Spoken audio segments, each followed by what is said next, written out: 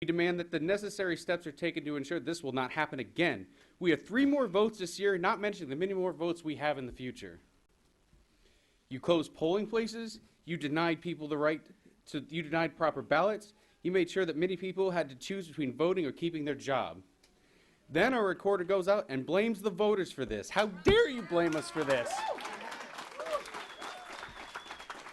To those officials that failed us, you must show us you have integrity. You must resign. Stop pretending that this is how things are supposed to be. Stop pretending that incompetence, corruption are acceptable from elected officials. 30 seconds. Stop pretending you represent us. We do not want platitudes. We do not want empty promises. We want action and accountability. This will not end today. We will be back every election, every vote, holding you all accountable. We are secure in the knowledge that our rights will be restored. Know that the days where we are silent are not over. Every vote counts. Thank you. Thank you.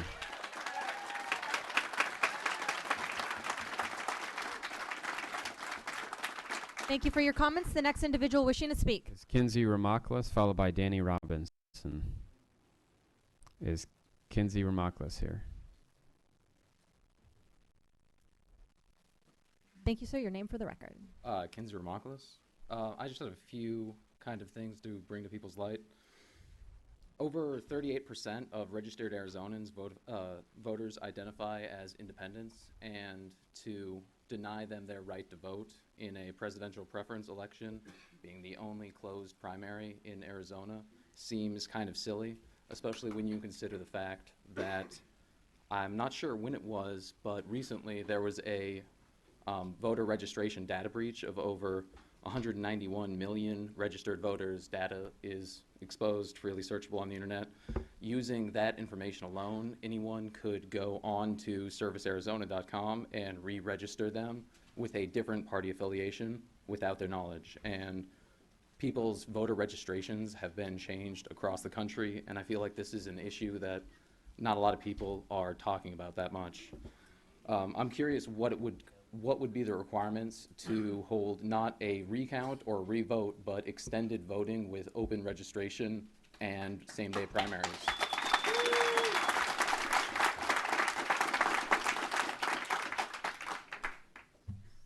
What would it take for that to happen? I'm sorry if I didn't mean that as a rhetorical question. I mean, if you want to continue to just use your time, I mean, this is for you to state your experience. Well, my experience, I registered before the deadline, so did my girlfriend. I went to go vote, and they couldn't find my voter registration. Then they found it, and my name was misspelled. By that time, it was too late to change. I was given a provisional ballot without telling me that's what it was, and that was after waiting in line for 3 hours, and I got to vote at 10 a.m., so if it was that backed up by then, it's kind of ridiculous. And I feel like I've heard anecdotal evidence of 1 in 3 people giving provisional ballots up to 8 and 9 people giving provisional ballots. That's why a lot of the numbers that Helen Purcell quoted as likely election day voters seem very kind of off and fishy to me. Okay. Thank you, sir.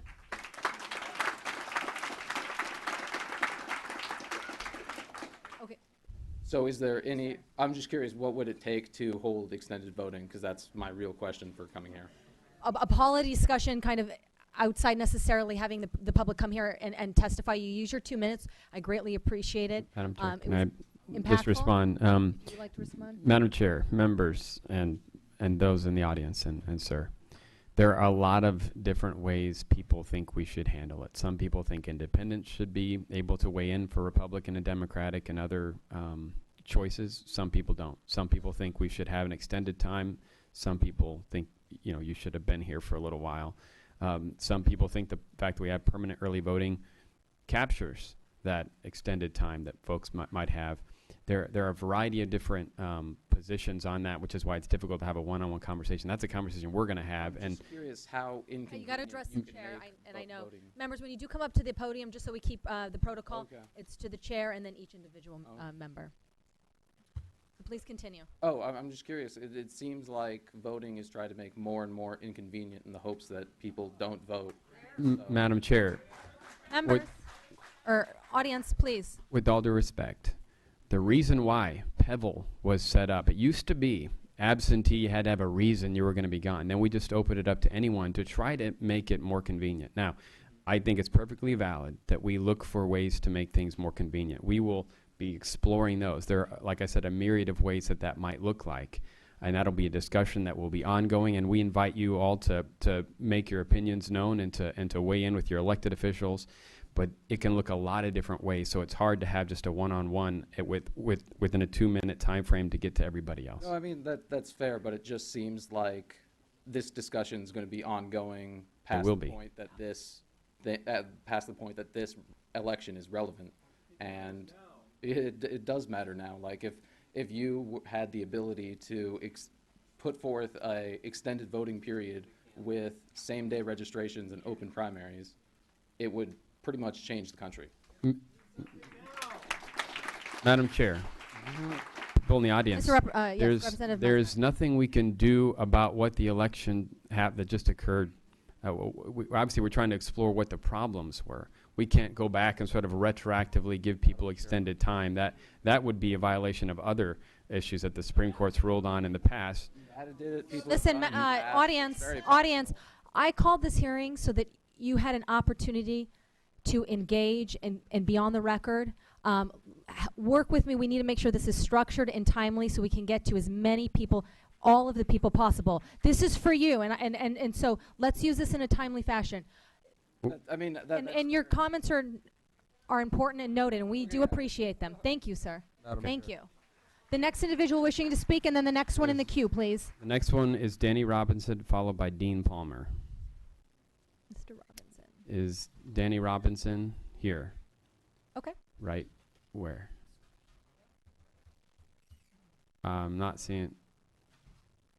Is there a Danny Robinson coming? No. Okay, then Dean Palmer is next, followed by Ryan Garrow.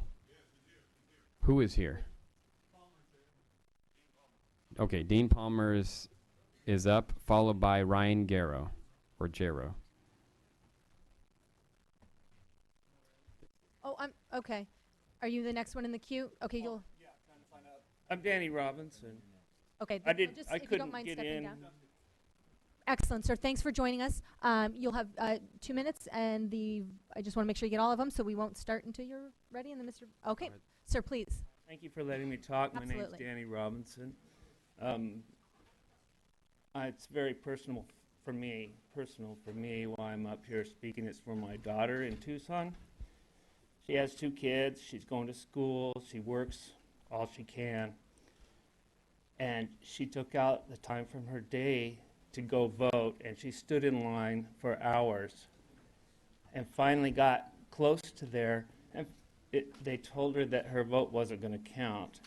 But she went ahead and waited and went in, and they told her that she wasn't a Democrat anymore. She was an independent, and she wouldn't be able to vote. She's always been registered as a Democrat. She's always voted as a Democrat. Suddenly, she's been changed. And after all that, she called me. She was in tears because they were telling her that her vote wasn't going to count.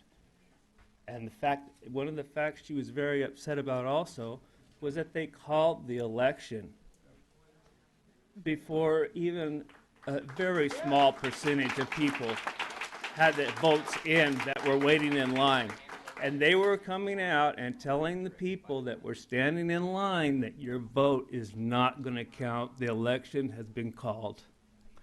And this is ridiculous. This is unjustifiable in any book. And I want justice for my daughter. I want a revote.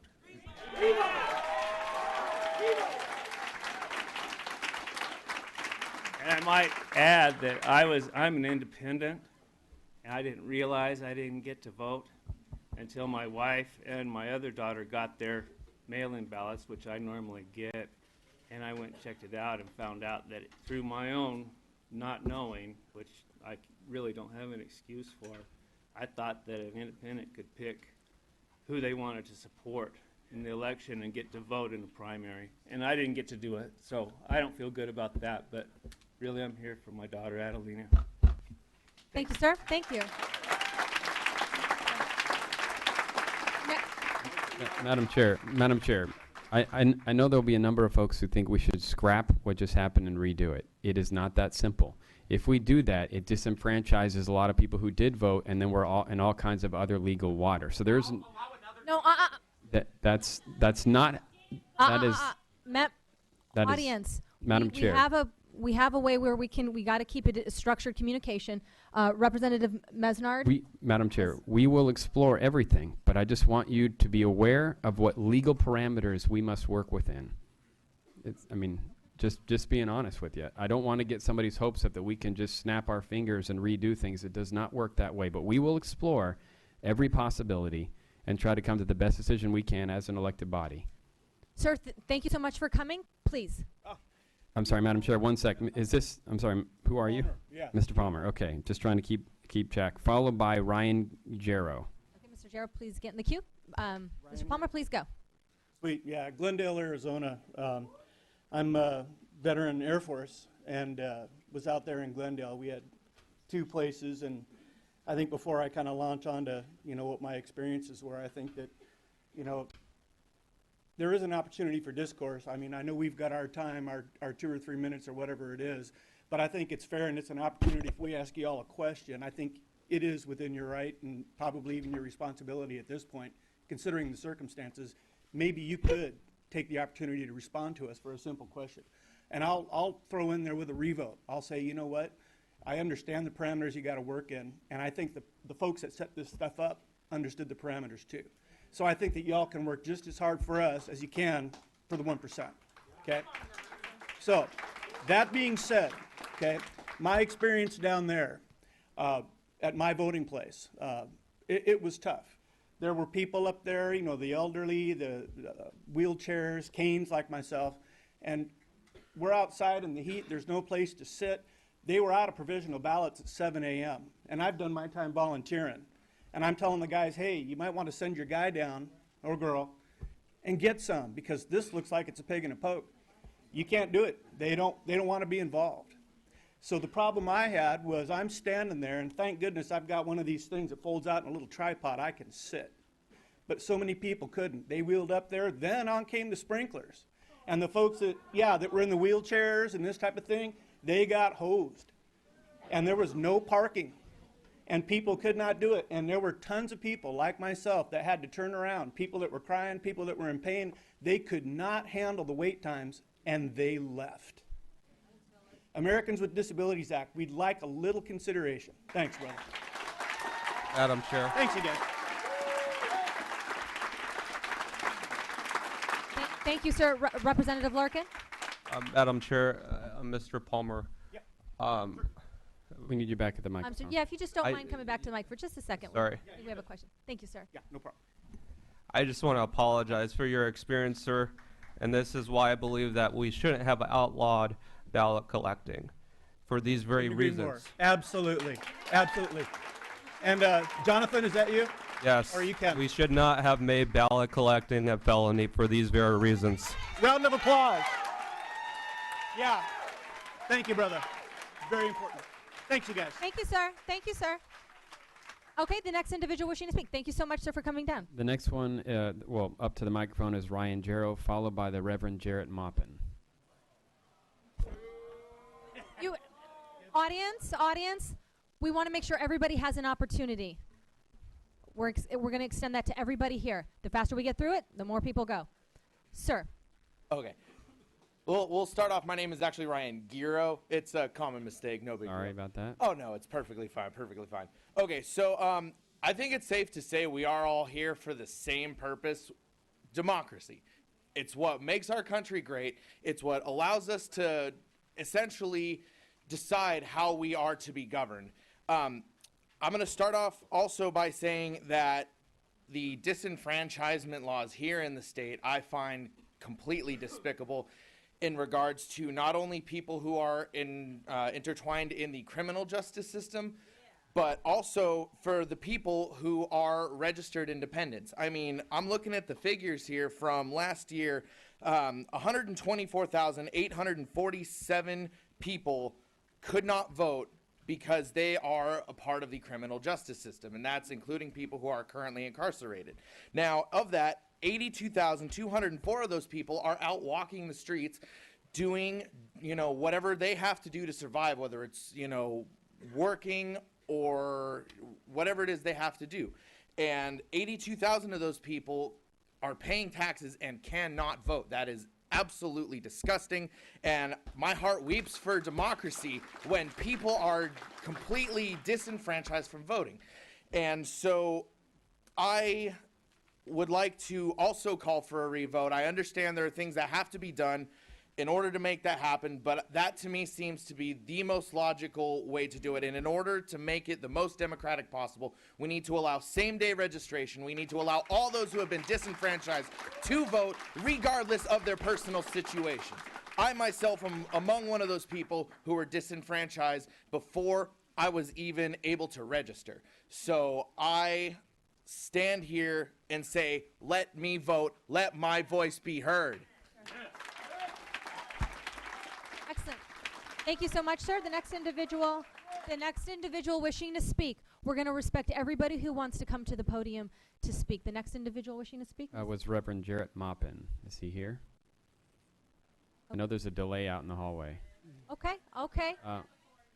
Followed by Leonard Clark. Is Leonard Clark here?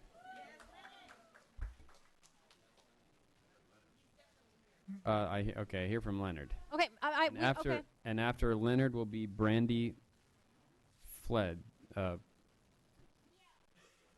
Maybe That person. Madam Chair, and to Representative Mesnard, maybe read two names so that, because there is a delay in the hall, so that if they're in the hall, they can kind of queue up. Okay, so we have Reverend Maupin, followed by Leonard Clark, followed by Brandy Feld.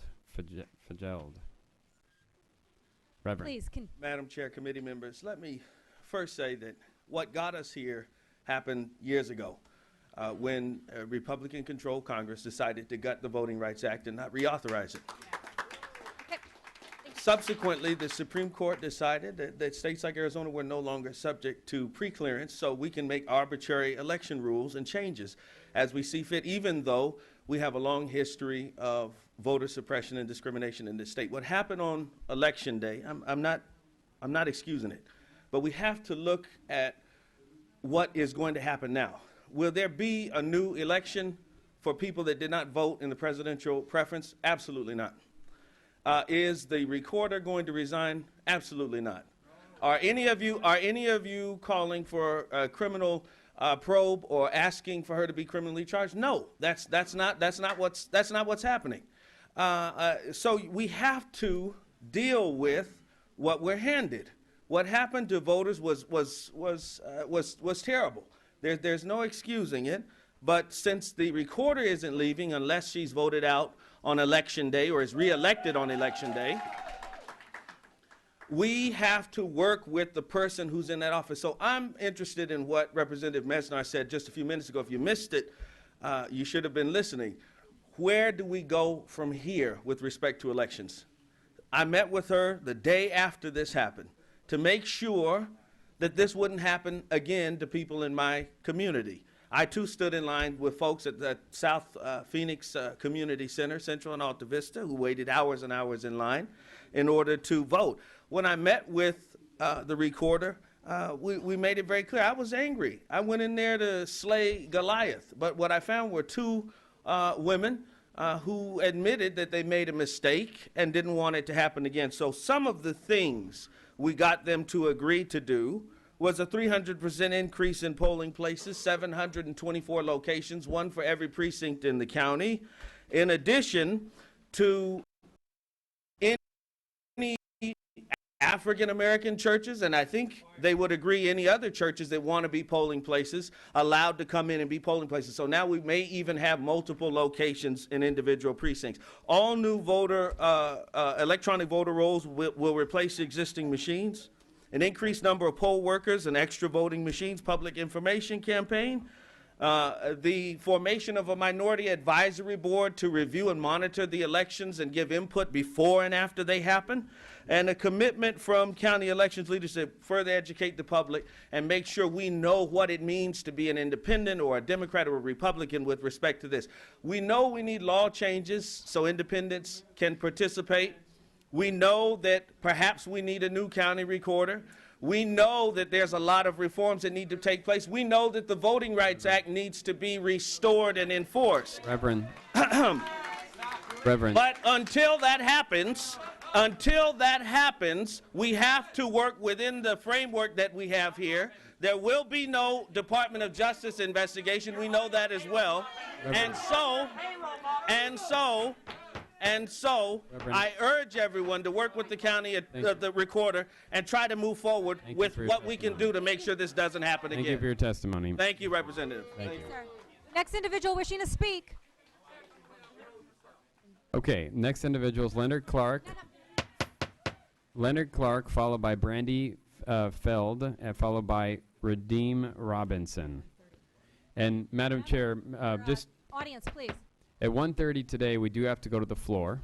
So just that's in a little over an hour and a half. We're probably going to be here until then. But I just wanted to give everyone a heads up. So we do need to keep to 2 minutes. You've mostly been doing pretty good, so I appreciate that. But I'm going to start to be a little more unkind if you start going past 2 minutes. Mr. Clark, take it away. Thank you. My name is Leonard Clark from here in Phoenix. Thank you for letting me speak. I do respect the fact that we're allowed to speak today, but I just want to start off with what I have to say with the words Purcell resign and Osborne resign.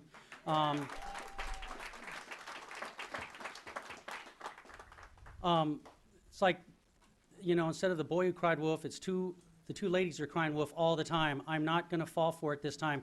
This has happened repeatedly. There's a whole train of events, missed dates in Spanish, all these previous elections, the arrogant response. And even though I personally might forgive these two human beings on my own, I have no right to forgive what they did, making other elderly old ladies, children, low-income people who waited in line for 5 or 6 hours. I can't forgive her for doing that to those people. So what I want to do now is say to you that it is not fact. I have to disagree. We've already had a special court case in the eastern United States where a district court has ruled in one election where they are having a revote. So that is not a fact. I have friends whose names are on the Iraq wall out there, Iraqi operations thing that we had, who didn't come back with me from Iraq. And, you know, while I was there, I oversaw the Iraqi elections with the military police unit, and I got to tell you, they did it much better in Baghdad, Iraq, than what happened last Tuesday. So we cannot have this. Arizona is our state. It's a beautiful state. I ask that you please, after we're all gone, do not just placate us. We need the voter suppression law, such as the so-called ballot harvesting, which is not. We need that immediately rescinded by the governor. And I'm just outraged. I'm outraged, and I do want to thank the one elected official who's had the courage so far to call for the resignation of somebody who's been entrenched in power for almost 30 years, Representative Jonathan Larkin. Thank you. Thank you, sir. The next individual wishing to speak, and then we're going to take a... Madam Chair, we're going to, and then at noon, are we going to let the Secretary of State? Yeah, we're going to do a couple more, and then we're going to move to the Secretary of State. And then we'll go back to and then we'll come back. Okay. So we had Brandy. Madam. Where's Brandy? I'm very, very curious how to pronounce your last name. And then Redeem Robinson is next, followed by Ann Pyron. Good afternoon. My name's Brandy Fjeld. Thanks for coming. Norwegian. Say that again. And I just wanted to tell what my experience was voting. I got to my polling place at 11 o'clock. I was there until almost 2 o'clock. I was mailed an early ballot, misplaced it, and I thought, oh, okay, I'll be all right. And then when I got there, I realized, shoot, I don't have my driver's license because I left it in the bank thingy going through the drive-through. So I had to use my passport ID. I used my passport ID, and they're like, they couldn't find my address. So I'm a medical marijuana patient, so I gave them that card, and it had my address on that card. And they were like, another 20 minutes. trying to find me. And they finally said, okay, we'll go over here and see this person. And they gave me a provisional ballot. And as soon as I got back into my car, after waiting in the line for 2.5 hours, they were already announcing who had won. And I'm really confused because I want to know what those provisional ballots are saying. That's my question. That's my curiosity for being here. Thank you so much for the testimony, and you do bring up a point that we've heard several times, which is the announcement of the election while there were still people in line. So that, I think that needs to be a part of the overall discussion that seems to be an issue that many people were concerned with. And Madam Chair. Yes, to that Representative point, Carter. and if somebody doesn't have the answer right now, if they could just relay that information. What does the statute clearly say about announcing? Because I know some states have, so the statute is silent. And I think that's a great question. And Because perhaps- there is sorry, Madam Chair, because go. there is a relationship between the media and the calling of the early election. So I didn't know if we had statutory language on. And Jen could answer that. I think I just want to stay kind of, I have those questions too. Is it arbitrary? Is it in statute? Let's just get through a couple more individuals here wanting to speak. I think you brought up some great points. Thanks so much. Then we'll move to the secretary, and perhaps either her or Jen or Spencer at that time can speak to your issue. Representative Larkin, you had a comment? Yes, Madam Chair. Madam Chair, I would just like to take a moment and relay through the Speaker's office and make the suggestion we postpone floor. I think this is a very good reason to postpone our floor session at 1:30. I think this should take precedence. And then also to a couple people who had testified on the voter suppression bill, let's be clear, that was the Republican legislature that passed that bill. And I think that it would be in the best interest Madam of this Chair. body going. Madam Chair, Mr. Larkin, Representative, it's going to be Mesnard. exceedingly difficult for us to actually get to the bottom of what happened if you start to make this about something that we passed that had nothing to do with this election. Oh, it certainly So, does. It absolutely does not. There was nothing, Madam Chair. It certainly Mr. does. Larkin, there was And nothing Madam- about this Madam election Chair, if I about may ballot finish. harvesting. I'm sorry. We're going to do it like this. He has the floor. Representative Mesnard has the floor. He had to that point to your comment. When he is done, you can then go back to your original point. At that time, we will presume with continued testimony from the public, since that's, like you pointed out, important. We'll see what the speaker has to say. Your request is noted. Please continue your thought. Let's go. Madam Chair, Mr. Larkin, I am interested in hearing from the people here, and I'm not interested in grandstanding. I want to get to a solution, and I want to get to a solution quickly. But if this becomes overly political, that will do nobody any good. Miss, Yes. Thank you. Madam Thank you, Chair, Representative Larkin. to that point, Mr. Mesnard, I just think it would be worthwhile to basically encourage the voters and the people in the audience here today that this legislature is open to have a more progressive election process going forward. That's what I'm hearing from the people who are supposedly grandstanding. Okay. This is about long polling lines and the presidential preference election that took place March 22nd. With that, we will go to our next individual wishing to speak. Thank you, Madam Chair. Redeem Robinson, followed by Ann Pyron, and then we'll sneak in there Donna Cox. Excellent. Thank you for coming. Thank you for having me. I am a pastor in the African Methodist Episcopal Zion Church, and this concerns me because our community, I believe our rights to vote have been under attack. This was a planned attack by Helen Purcell, and I think she ought to resign after this meeting. People are in line for 4 hours. How does that happen? People are hungry. People in the heat. People, older people, standing in line 4 or 5 hours to vote. That's a problem. Helen Purcell, you really ought to resign. I mean, really, you should consider resigning after what you have done to the community. Sir? Also, I believe that we should have an extra day of voting. An extra day of voting. How can we call a winner when there are thousands of people still in line? How does that how does that happen? Someone please explain to me. This is voter suppression at its best. Once again, Helen Purcell, please resign. Do us all a favor and resign.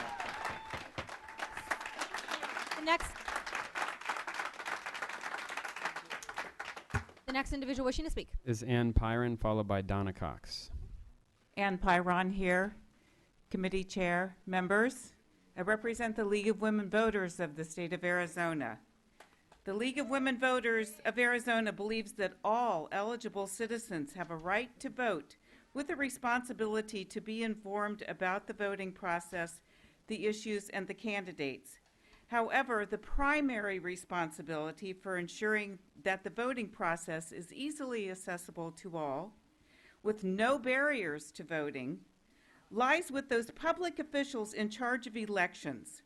This is especially important for individuals who have faced prior patterns of discrimination based on ethnicity, income, or geography, as was covered under Section 5 of the Voting Rights Act. This section of the Voting Rights Act existed to ensure that no proposed changes in procedures could negatively impact voting rights. The League of Women Voters is a strong proponent of Section 5 of the Voting Rights Act. On Tuesday, March 22nd, 3 years after Section 5 was declared unconstitutional, the voters in Maricopa County witnessed a very flawed presidential preference election. These flaws could have been prevented if the changes in voting procedures, including reducing the number of polling places from 200 to 60 in the geographically largest county in the United States, had first been reviewed by the Department of Justice. This has been a volatile election season for several months, with many candidates entering and exiting the presidential race. Voters were more likely not to use the early voting ballot because they wanted to see who would left on the ballot on election day. The fact that non-declared independent voters could not vote in this election unless they registered with the party was a real problem. The most unacceptable part of this election was to see voters waiting up to 5 hours to cast a vote. We must applaud voters for their tenacity. They wanted to vote and see their vote count. 10 seconds. Legislatures should consider making this presidential preference election a true open primary that allow all voters to vote. Your voting is a right for all eligible voters, but the responsibility for the process of voting belongs not only to the voters, but also to our government, which we entrust to carry out this most valued of democratic processes. Thank you very much for your The testimony. problem seen during this presidential preference election should not happen again. We need to work together for a more open, honest, fair, and accessible voting. Thank you so much, ma'am. Thank you very much. Thank you so much for coming. And then after your comments, we'll move to the Secretary of State's, please. Thank you, Ms. Cox. Madam Chair, thank you. I'm Donna Cox. I'm a resident and a registered voter of Maricopa County for 30 years. That 6-lane thoroughfare that goes through Gilbert, Cooper Road, is part of my family's heritage. Annie Cooper was my grandma. My zip code is 85210, and last week, the closest voting election was 4.4 miles away. I was one of the lucky ones. The thing is for the last 3 primary elections, my zip code was different. It was 85296, a much more affluent area. And the assigned voting location was always less than 1 mile away. It was just around the corner. This year at 1:30 p.m., the parking lot was completely full. All handicapped parking spaces were completely full. Cars were parked bumper to bumper on both sides of the street throughout the entire residential neighborhood. When I finally decided where I was going to park, I left with concern that I was going to get a parking ticket. For the elderly, the disabled, And for those with limited financial means, voting must be simple. This last election, as you see, it was not simple. Yes, it's true. The 30,000 square foot Escalante Community Center was designated as a voting location, but only one small conference room in that building was actually used for voting. In fact, there were more workers in that room than there were voters. I counted 9 workers in that small room. 2 of them stood at the door limiting access inside. And when I voted, there were 6 voting booths. But there were only 3 of us casting ballots. The other booths were empty. Thank you for your testimony. Now, thank you. Thank you for sharing your personal experience. I think those kind of comments are relevant, and it is interesting that you said you counted around 9, but we were hearing testimony that roughly around 15 were supposed to be at each site. Appreciate that, but now I'd like to move to the Secretary of State. Why are speakers being skipped? I signed in before Len Clark. Oh, okay. 8 a.m. Why are speakers being skipped? Listen. Yeah, we're activists. Okay. Respect. Madam. You're gonna. No. No. Listen. If you can't. Listen. Okay. Listen. Okay. Okay. Public testimony, and I'd like to get to the Secretary of State. Madam Chair. No. Yes, Madam Chair. Representative Mesnard. Madam Chair, I am not skipping you. I am not skipping you. I don't know. Madam Listen, Chair, yes. can we get the slips, just the little Okay. request to speak slips? Madam Chair, for the sake of time, I'm not going to sit here and go back and search for all. We've gone through Madam Chair, we've gone through 10% of names. 10%. Okay, we're trying to get through them as quickly as possible. You can call me a liar if you like, if that makes you feel better, but it isn't true. I'm going down a list as it comes into my system here. We're gonna go. Let's. I don't think there's a way to do it. We will work on it. Madam members in the audience, if you can't calm down, we will work on getting it in the screen. We've never done that, but we'll explore that option. And I think we're going to go ahead and pass out slips. I'm going to ask the chair if we request to speak slips just in case. No. Let's move to the Secretary. Let's move to the Secretary of State. I think. Thank you, sir, or Spencer or Reagan.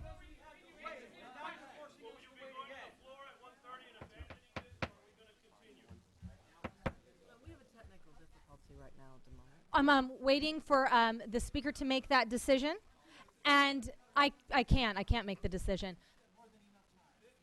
I can't make that decision. 1 minute. I can't hear. Sorry, 1 second. Okay. Okay. Secretary, please, the podium is yours. Yes, you're welcome. Please respect. Thank you. Please respect. Madam Chair, thank you for allowing me to speak. For the record, Michelle Reagan, Secretary of State. And on behalf of election officials statewide, I would like to apologize profusely to the voters who are frustrated and angry with the election experience that they had last Tuesday. Audience, we're gonna respect every single person that comes up to the podium to testify. Please continue, Secretary Reagan. I also want to thank you for braving the long lines that you braved and for also being here today to share your story. I also want to thank the poll workers who worked incredibly long hours on Tuesday. I'm going to skip all of the comments that I had about what we've uncovered so far in working with the counties and some of the investigation that we've had so far. I went over that at 9:30. We will type up a report and have it available for your committee and for the public. Thank you. What I'd like to dive right into is that our office is not leaving anything off the table. And what I mean by that is that all election officials are in this together. And we at the Secretary of State's office want to take this as an opportunity to see what we too could have done better. And if there are things that we could fix or that we could do better, I want to know that so that we can see where we could perform better in the future. First of all, some of the things we found so far.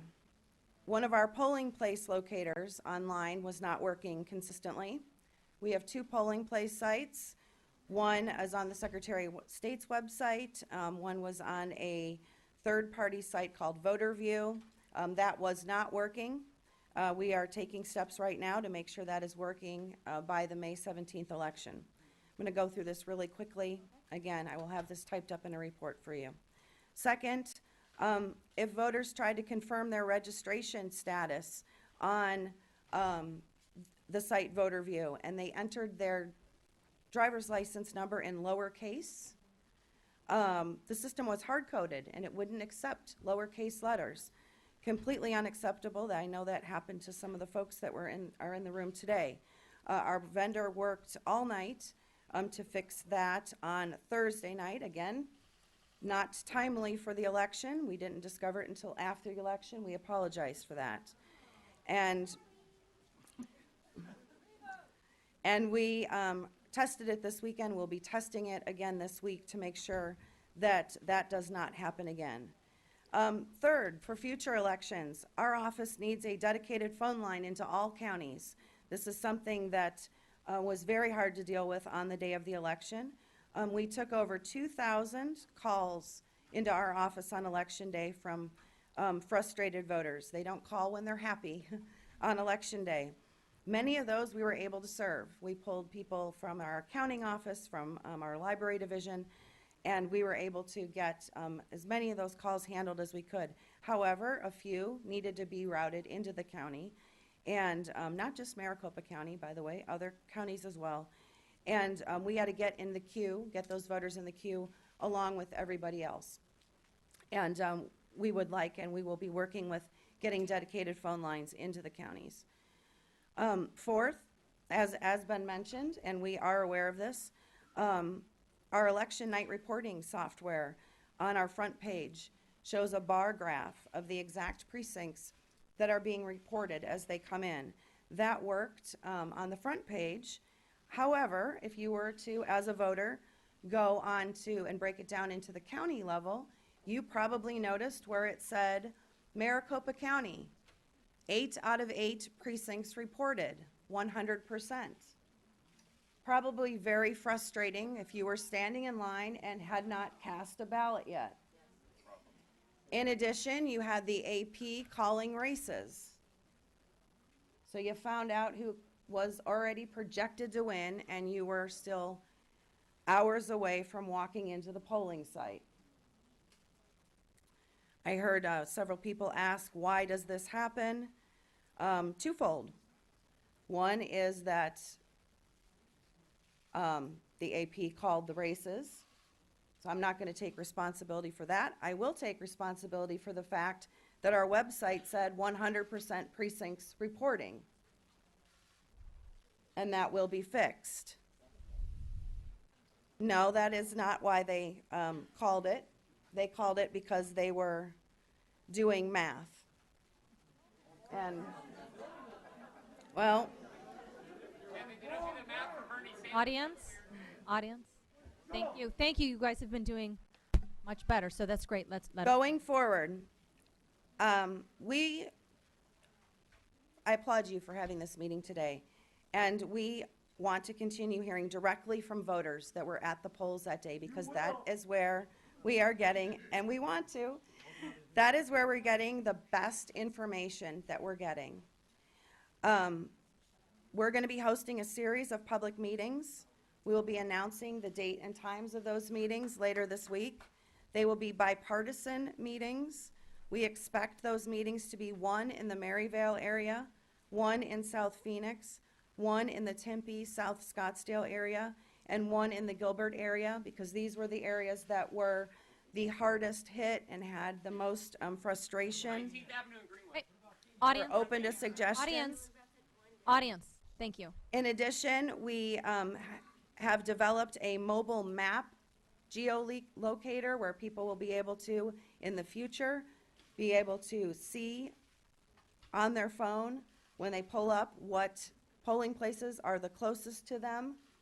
And we are looking at ways that we can be more aggressive at posting waiting times at polling places. It shouldn't be rocket science because it happens at emission locations. You're able to see the waiting times for emission locations now. And most important, I wanted to come and share with you today, we got up and running this weekend a website. On our website, you'll be able to access it two ways, and please, we do want you to take advantage of it. It's azsos.gov/myelectionstory. And this is for people to contact the Secretary of State directly. Call us any name in the book you want. But I want to hear the frustrations you experienced. Stop. If we we can't. The best continue to way have the that we can outbursts. change You'll have to leave, yes. to make it better is to hear exactly what you experienced.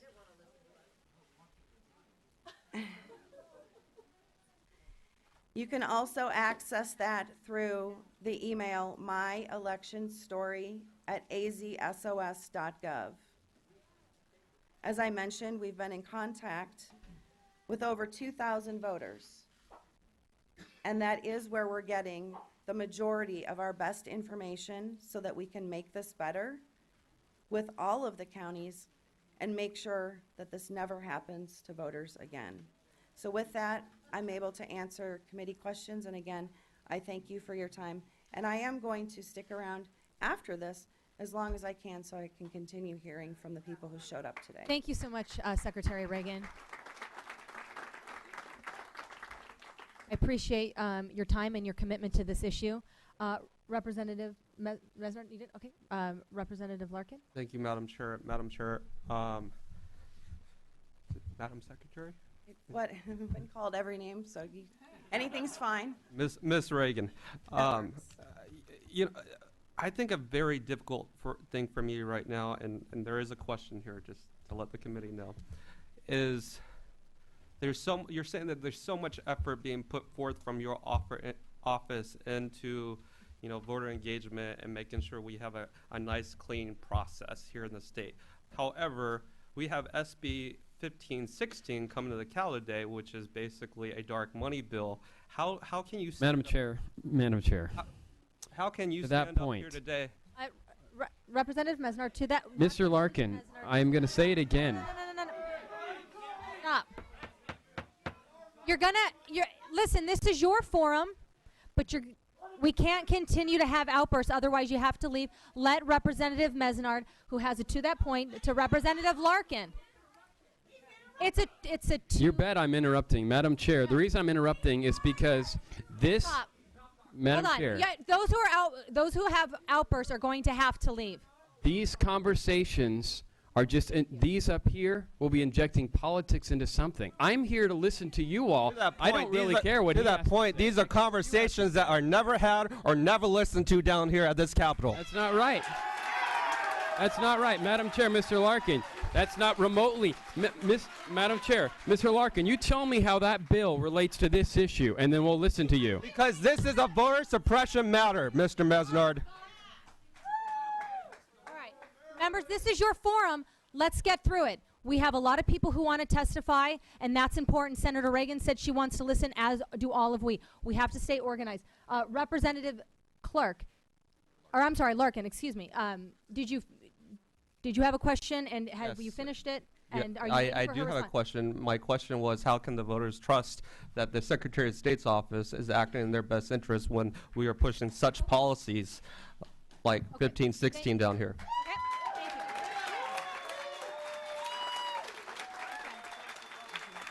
And Secretary of State Reagan. Thank you, Madam Chair, Representative Larkin. 1516, we can debate it all day if you want, or Do you guys even know what 1516 most does? important provision of 1516 is the new ability in state law for us to go after these fly-by-night organizations. There is no provision currently in state law, and we're hoping that after this passes, there will be, to be able to, when they come out of compliance with the IRS rules that they're supposed to be following, we will have a provision to go after them and force them to come into the Secretary of State's office and disclose their donors. Now, you and I can disagree with whether that language works or doesn't work. And you will have the time on the floor, when it comes to your floor, to debate that. That's what the legislature is about. Thank you.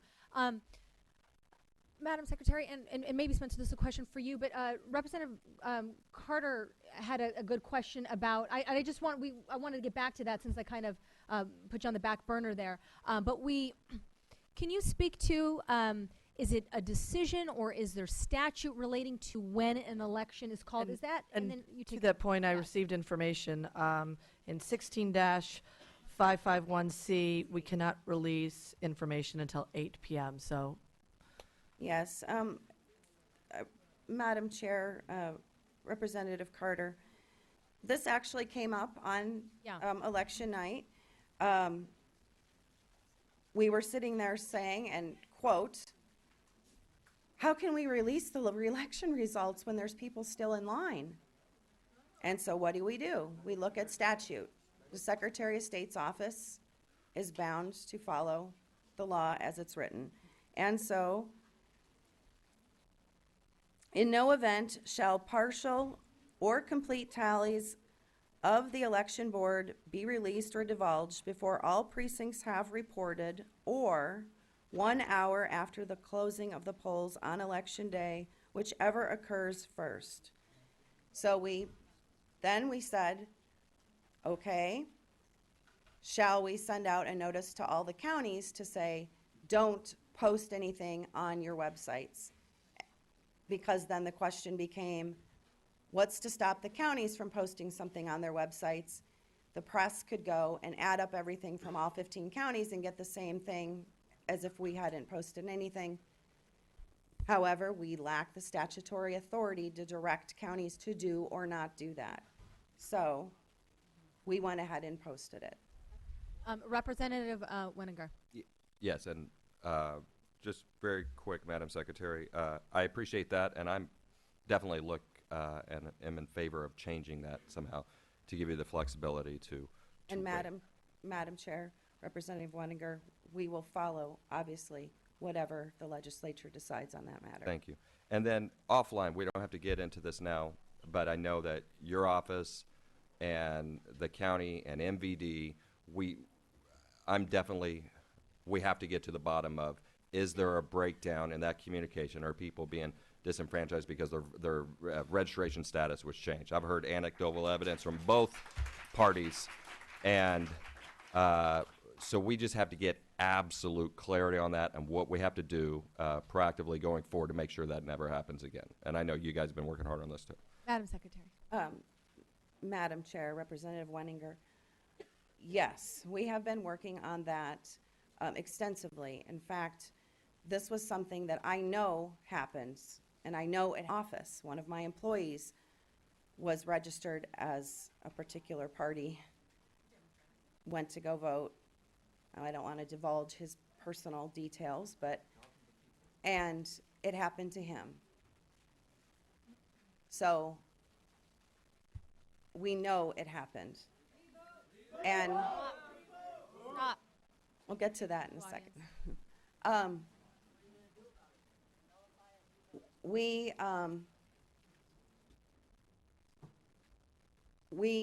worked with ADOT, MVD, all day Friday, and with the counties.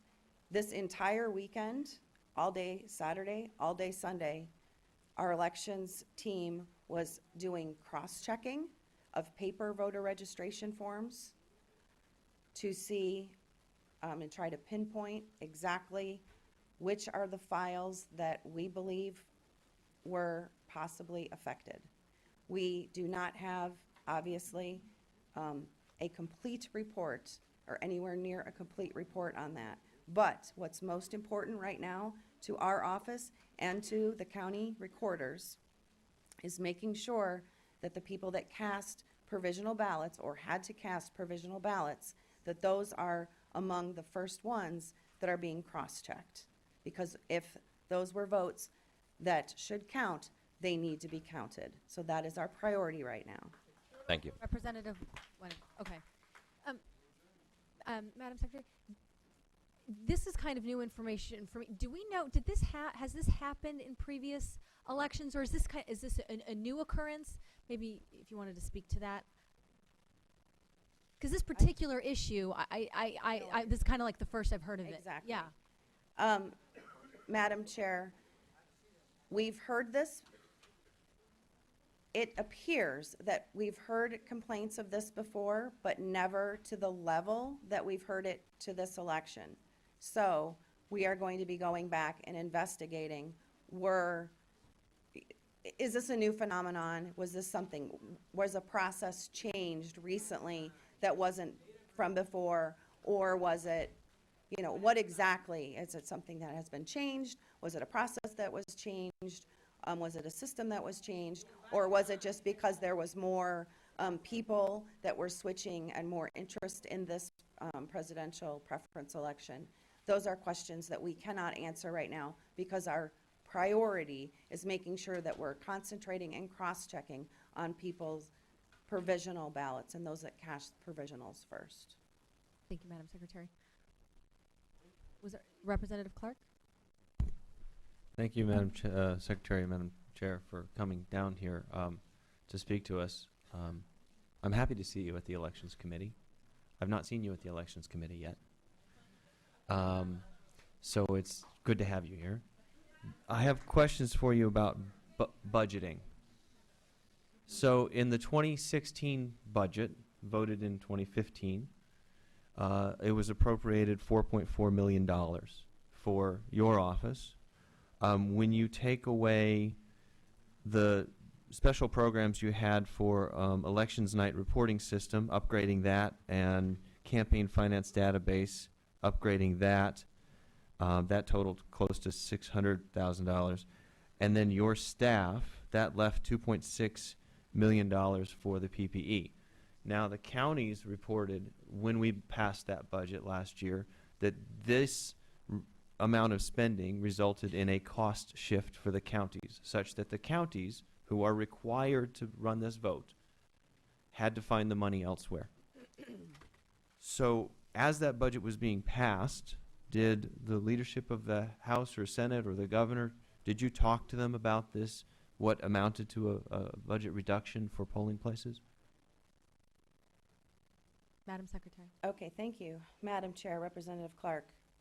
A couple of different points here to possibly unpack. First of all, I want to make it clear that the elections budget for our elections process at the Secretary of State's office is accounted differently and held differently than the elections funding that comes into the Secretary of State's office and then goes back out to the counties. So I just want to make Madam that. Chair, can you explain how? Representative Clark. Well, what I'm saying is when you just said it was 4.4 million, that's a lot of that is just pass-through money where we receive it and we pass it on to the counties.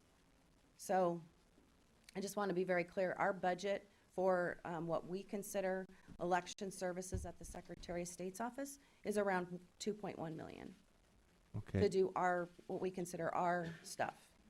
Madam Chair, Madam Secretary, is that When you mentioned Madam Chair, the campaign finance program that we're working on and the things that are purely Secretary of State related, that comes out of our $2.1 million budget. And anything as far as running an election, that's money that the legislature gives to the Secretary of State's office, and it goes right back out to the counties. It's kept completely separate. so Madam Chair, Madam Secretary, that's the elections line, item. I have it Okay. in the budget. Wanted to make sure we're talking about. Yeah, election services line item. Okay. Which they show here, 4.4 million total, and then you obviously back certain things out of that before some of that money goes down to the counties. But my question is, whether you look at the total 4.4 or the 2.1, was that a reduction from what you previously had or your predecessor had for the election services line item? Madam Chair, Representative Clark,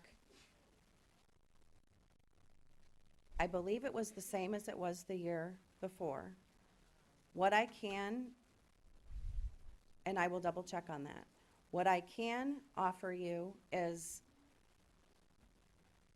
what we discovered when I was first sworn in. And that is, we knew that there was going to be roughly a $9.6 million cost for the presidential preference election that, as we all know, comes around once every 4 years. And at that time, then Secretary of State Bennett did not get that into the budget prior to him leaving. So when I was sworn in 2015, we were looking at the current year budget that we were under, and we were kind of shocked because it should have been in there, because that money should have already been in the Secretary of State coffers to give to the counties. And the counties were worried at that time that that funding wasn't there. I came to the legislature at that time, last session, and met with the appropriation chairs and said, problem, the PPE for next year is not funded. It was funded roughly four something million, but the rest of it wasn't funded. And everyone at that time acknowledged, yes, it was left out of last year's budget. I don't know what the reason for it was, oversight, or maybe, I can't answer to that. But you were all moving very quickly last year, which was great.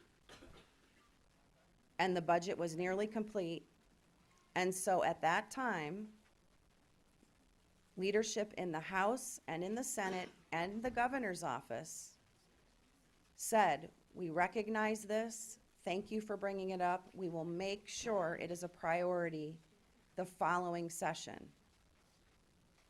To their credit, they have stuck by that. And that is why you saw your Speaker and Senate President Biggs, and for all indication, the governor's office has not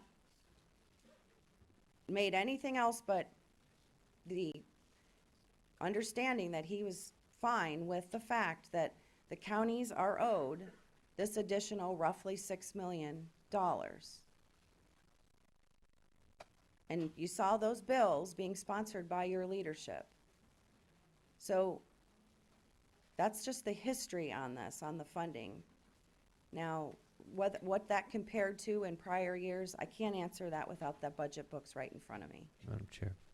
So thank you, Madam Chair, Madam Secretary. That helps me understand. Now you find yourself in the situation at the beginning of this year that you tried to get extra funding last year, or just not extra, the stuff that was needed. It didn't happen.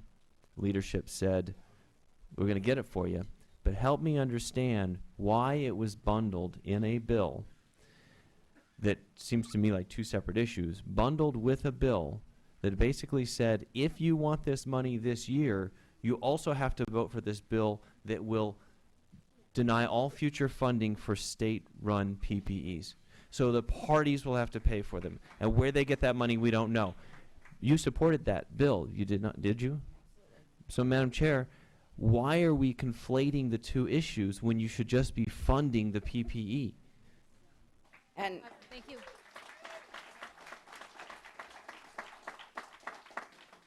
Madam Secretary. Madam Chair, Representative Clark, the decision to do one bill or to do two bills is, sure, can take responsibility for that. I prefer one bill because I thought it'd go quicker. At any time, you, the legislature, could, it obviously didn't work that way. So, but you also are the legislature and could at any time do two bills or strip something out. I'm not going to point fingers and say it's your fault. You can say it's my fault. Regardless, I do stand by firmly in the belief, and again, with respect that you are the legislature, that if an election is going to be funded by the taxpayers, then every voter should be allowed to participate. And to me, that was and is still the fundamental premise of that bill. And it's, we can disagree, we can twist it, you can say it one way, I can say it another way. But when I first ran that bill and pitched it, it was that this PPE is a completely different election than every other election that comes around every 4 years. And it is confusing. It is actually not even called a primary. Yet we all refer to it as a primary, and the media refers to it as a primary. I've called it a primary. It's not even by legal definition a primary. And we need to make the decision. My office, you, the legislature, the county elections, the Board of Supervisors, we need to make that fundamental decision. Is it going to be a primary or is it not? And if it's going to be a primary, then we need to start treating it like every other primary we treat in the state. And if it's not going to be a primary, then the taxpayers need to stop paying for it and the parties need to start picking up the tab. That is all I've ever been saying. Now, you can choose to disagree with that, but that was what I proposed to the legislature for you to debate. So, Madam Chair, Madam Secretary, so you are in favor of allowing independents to vote in the primary, presidential preference primary, but you don't want the state to pay for it? That's not what she said. That's not what she said. You don't, you wanted to defund the presidential preference primary, right? If an election is going to be funded by the taxpayers, every voter should be allowed to participate. Okay, so Madam Chair, I had an amendment on the floor which said we will fund the presidential preference primary and allow independents to vote in it. My understanding from the debate on the floor was that we got word from your office to oppose the amendment. Madam Chair, Representative Clark, I am not in the legislature and I am not the sponsor of those bills. So, other questions then. Madam Chair, Madam Secretary, how much money out of your budget do you spend on public education of voting rights and our process? Madam Chair, Representative Clark, as much as we possibly can siphon off. So, Madam Chair, Madam Secretary, do you have can you tell me how much that is? I mean, any rough idea? I can get that for you. Madam Chair, Representative Clark, one of the first things that I wanted to do when I became Secretary of State, and I have 2 of these people, I wish I could have 10 of them, is to start the program of voting rights ambassadors. And these are 2 individuals, one Republican, one Democrat, that go into communities. We focus on minority communities and young voting communities specifically, to explain to them, not just to register people to vote, that is good, but to specifically explain to them what are their rights as voters, because that is so lacking. They do amazing work. If I could have 10 of them, I would. If I could have well, as I said, I have 2 part-time people that do that right now.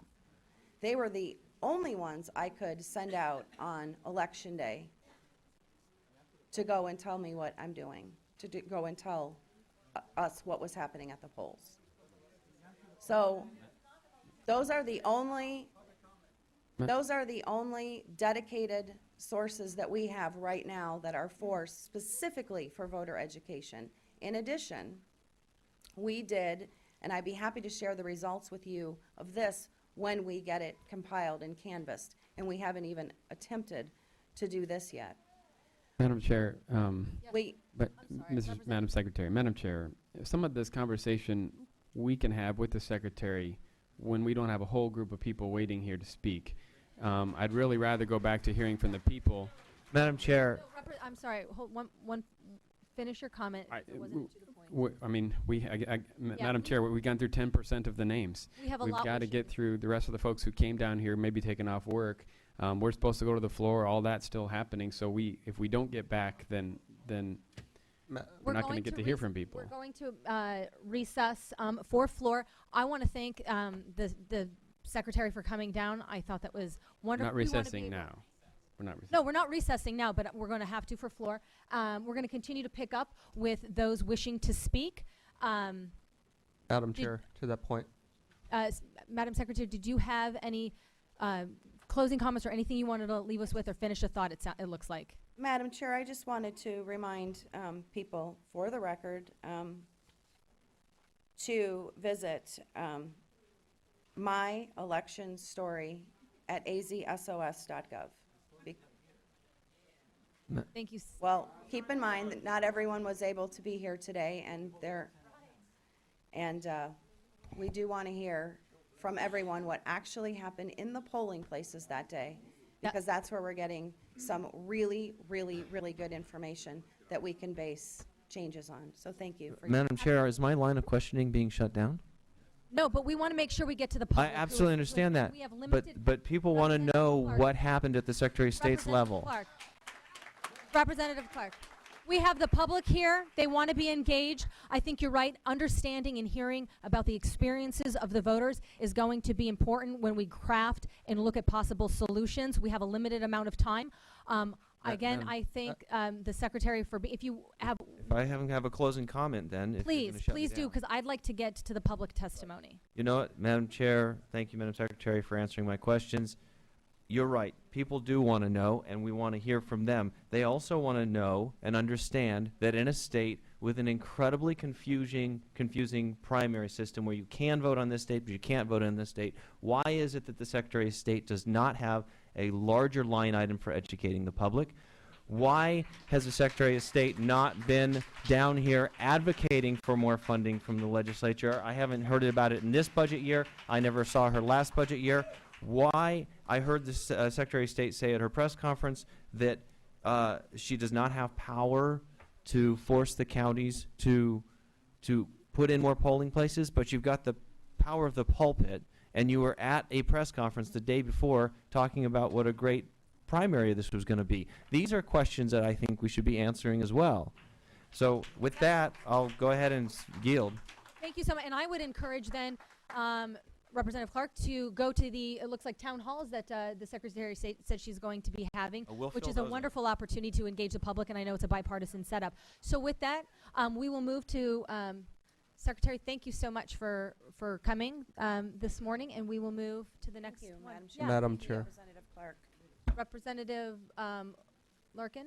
Yes, hey, I just got a couple of text messages, and I don't know why it's so hard to plug in the audio video table into the television.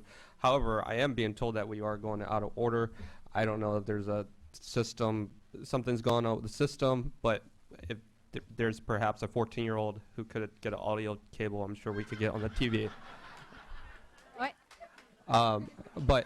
So just to let you know, and then also, so are we confirmed then that the Speaker's office or the Speaker himself will not postpone for public testimony for this committee? We're going to have to. I mean, have we asked them? Are we working with the Speaker's office because we're talking about? Okay, sir, We can't have an outburst. Then otherwise, you're going to have to. You're going to have to. We're going to move to that. We're going to move to the next individual wishing to speak. Madam Chair, I just asked a question, and I would like to see if we have an answer to that question. I have. Are we working with the speaker? Are we being proactive? Yes. Because we're talking about the voice of the voters right now. You're using up their time. You are using up their time. We have all day, quite frankly. You are using up their time. Let's go to the next individual. Madam Chair, we're going to go to Jeff Woods.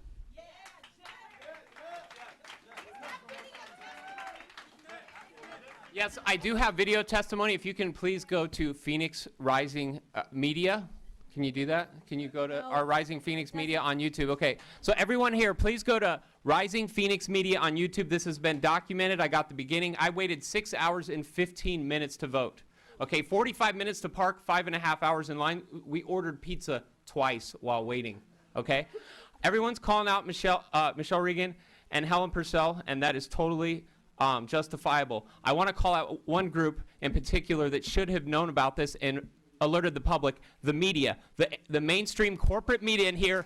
Anyone covering elections would have known. In 2008 we had 400, then we went with a uncontested Democratic primary in 2012 with 200 down to 60. It is your fault. You're supposed to be the fourth estate. You did not inform the public. No one knew about early voting, and I want to call out the Arizona Democratic Party as well for not letting anyone know that there was early voting, okay? If they knew there was going to be a problem, you know why they didn't tell anybody? Because they have their candidate already. Her name is Hillary Clinton, okay? That is why. Who do you think was changing all those names? Who do you think was changing all those names, okay? I know of at least 4,000 people. Okay, there's been 4,000 confirmed people that had the registration changed. Everyone that I know that had the registration changed was a Bernie Sanders supporter. Okay, I want a federal investigation and a nonpartisan recount of this entire vote. We need another day of voting. Okay, we need to count all provisional ballots. Okay, that's what we need to do. Okay. Okay. I waited in a church after waiting in line in the wind and the heat for 3 hours, and there was a pastor telling us to show up on Easter Sunday.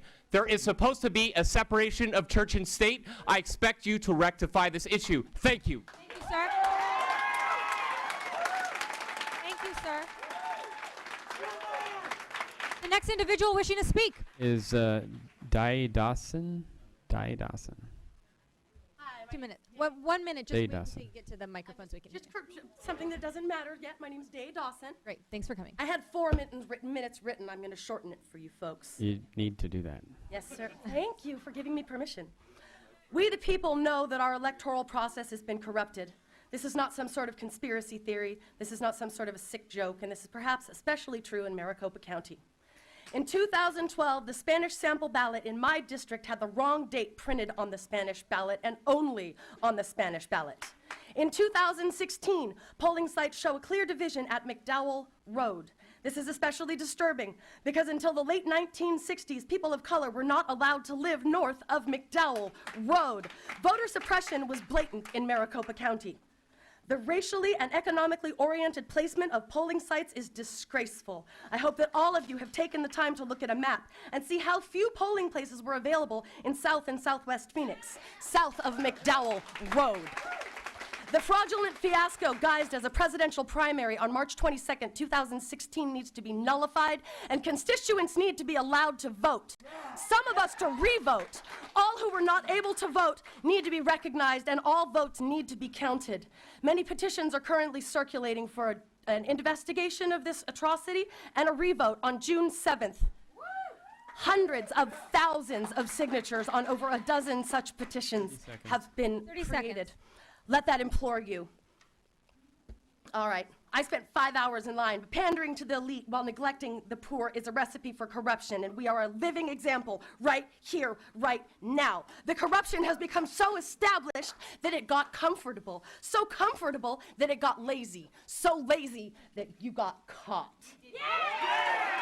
No more voter suppression can be tolerated in Maricopa County. We demand demand that our votes be counted. We demand a revote on June 7th with an open primary. Current corruption needs to be held accountable. Thank you so much. You are done, ma'am. You have burned up your time. We are done. You are Joe Arpaio's snake in the grass, and we see you. Thank you. The next. No, ma'am. Now you know why they didn't want me to speak. Ma'am. Man, we just gave you the microphone. Yeah. Are you No, kidding me? No. You had your 2 minutes. Thank you so much for coming. The next individual wishing to speak. The next individual wishing to speak. And the faster we get through this, the more there's an opportunity for everybody to engage in this process, because I have to recess at 1. We have caucus. So listen, the next individual wishing to speak. Madam Chair, the next individual, and it's still 2 minutes? Yes. If you want to condense it so more of your more of your colleagues can We speak. have Joanne Woods, followed by Juan Cassian.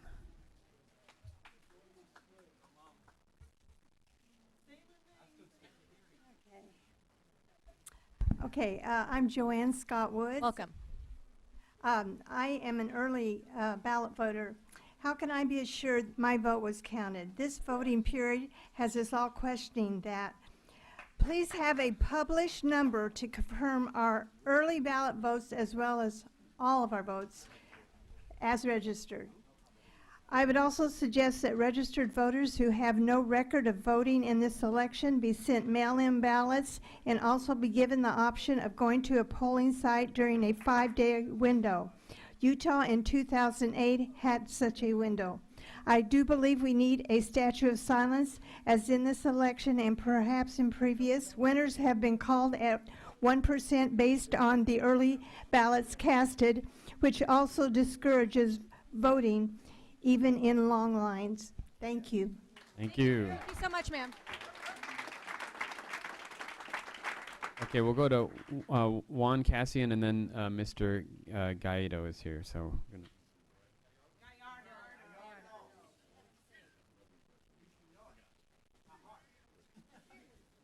Thank you very much. Is Juan here? All right, Mr. Supervisor, would you like to speak? Thank you so much for coming. Supervisor Steve Gallardo, Maricopa County Board of Supervisors, District 5. Let me start off by saying this, and this is something I hope the legislature takes into consideration, and that is the idea of having another day of voting. This can be done, folks. This can be done. If the political will is there, it can be done. And that's the discussion that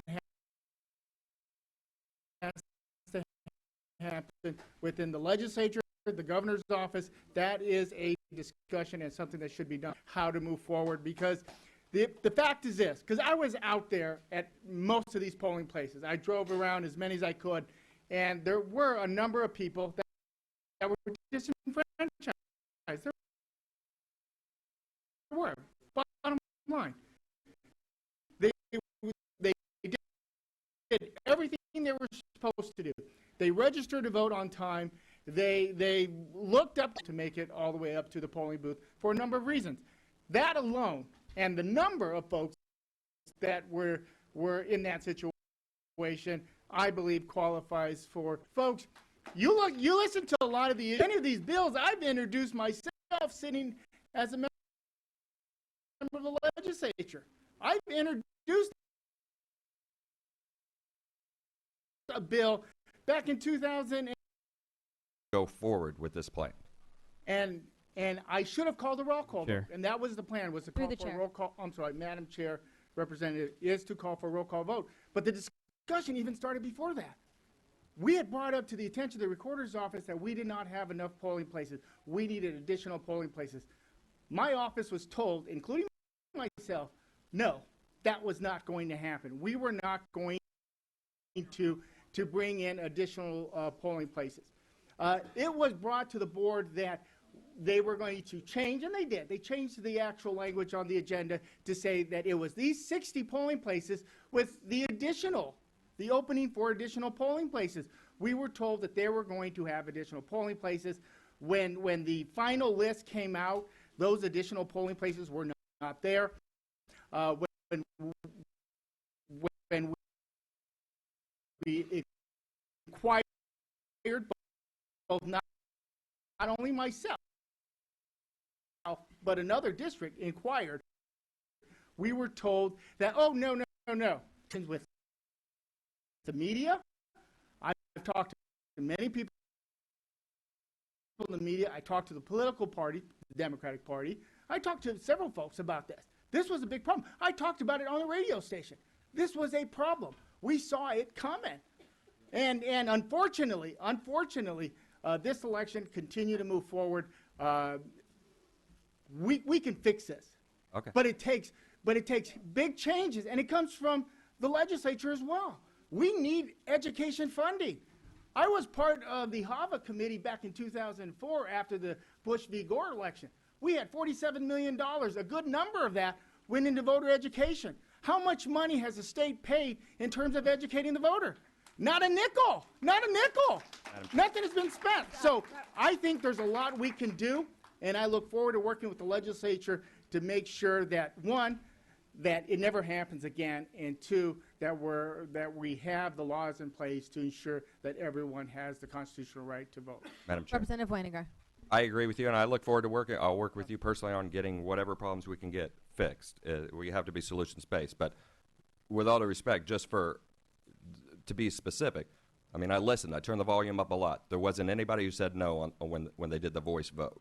So everybody supported. You did ask questions, and you were concerned about going down to 60, but you still voted in the affirmative. The second question I would ask is, and I think this pertains to it because of something Helen Purcell out. I think they should have advertised this earlier. But one thing of voter suppression I think that isn't being talked about is the fact that we had a Tempe election when hardly anybody's going to show up. They have Phoenix elections when nobody's going to show up in the spring. Chandler changed theirs to mimic all the other elections, and we went up 500%. We had 94,000 people vote in a general election for a mayor and council when 2 or 4 years earlier we had 12,000. To me, that's an issue of voter suppression. I would love to see you champion that kind of thing as well going forward. And you just reaffirmed why Go through the chair, please. I'm sorry, Yeah. Madam Chair, Representative, you have just reaffirmed why we need federal oversight over our elections in the state of Arizona. These polling places were made present less than 30 days prior to the election. It's never been happened that way. This should have been done a long time ago. The county recorder's office should have went to the public and said, hey, what do you think of these lines? It never happened. There was never any type of public participation. So yes, do we need federal oversight? You bet. And these are all the problems. Why? Representative Weininger. You took a huge turn on that. No. What I was saying, Let's go you're saying back. Federal You gotta go through the oversight. chair. You know. Madam Chair, specifically, Been doing it a long time. Dennis Welch back there on Politics Unplugged yesterday had 2 former mayors, Phoenix mayors,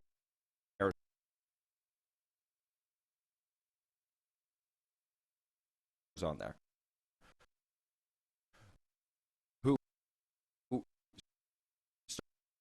started talking about voter suppression and about legislators trying. They have a trained group of users every time, and it's wrong, and it's empirical, irrefutable data says you will surge 2, 3, 4, 500% if it's done like that. In the legislature, I wasn't a big fan. I stood with cities and towns and said, no, let them, they know their constituency, let them decide how they are going to conduct their elections. In terms of voter fatigue, we need voter education. Bottom line, we need voter education. We don't invest money into voter education. The state does, the state doesn't. And that was something I'd advocate all the time. When we had the $47 million in HAVA, a good portion of that money did exactly that. I'm not too sure if there's any money left over in HAVA or not, very little. But we need to invest in voter education to inform voters about what elections are done. And in regards to the PP&E, open the doors. I've introduced the bill several times to include independents in presidential preference elections. You can do it. All it takes is the political will by this legislature to pass these types of policies. We can ensure this never Thank happens. you, Representative Gardo. And I think, as far as consolidated elections, you stand with the voter when you support consolidated elections because as was just testified, turnout is 2, 3, 4 times the amount.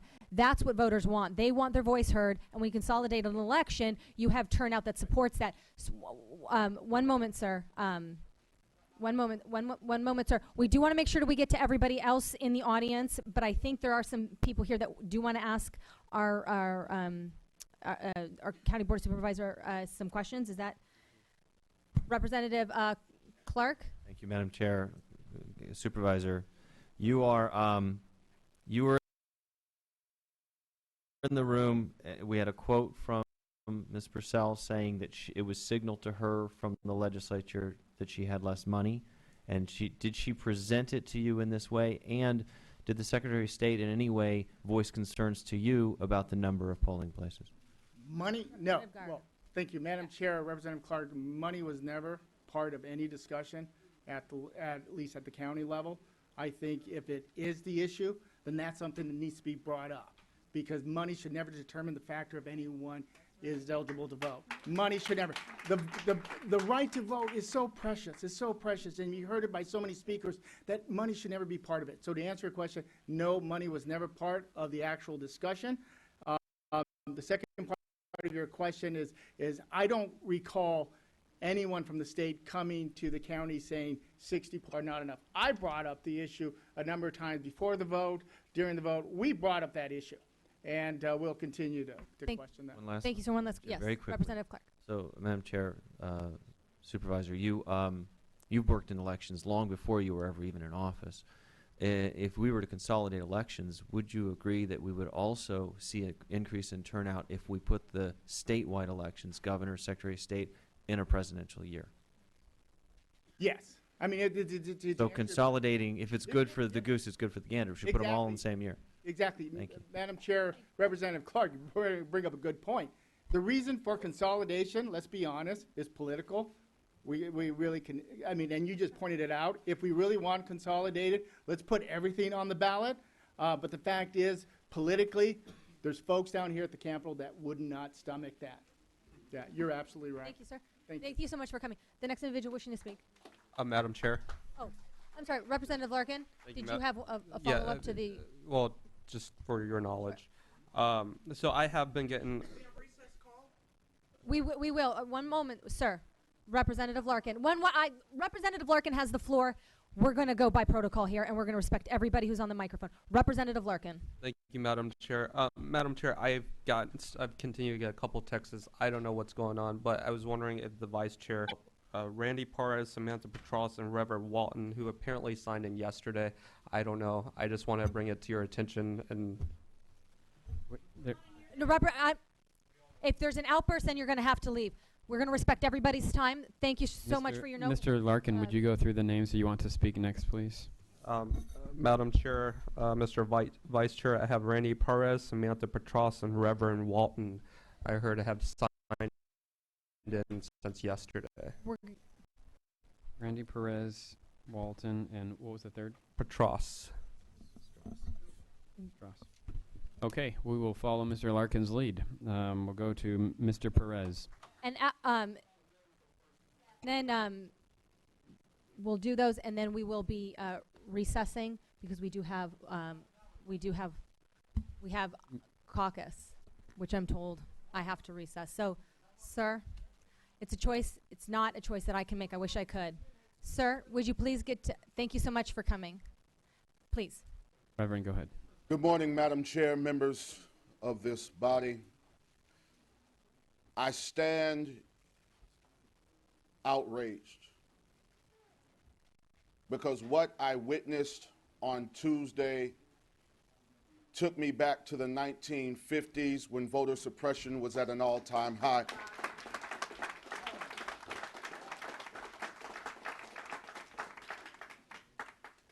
It reminded me of the stories my grandmother would tell about living in Texas as a little girl when she wanted to exercise her rights as a young black woman in these United States of America, and that right was taken away from her.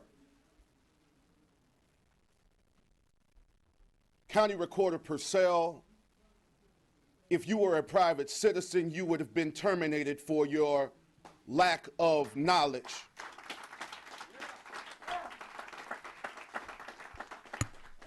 And this is what really made no sense. When the news reporter asked you, you laughed, as if the experiences of the people who had taken off of their jobs, which they pay taxes to pay your salary, it was as if it was of no consequence to you. You laughed. Almost like Marie Antoinette before the French Revolution when she said, "Let them eat cake." If you were a private citizen working for a privately owned company, you would have been terminated without hesitation.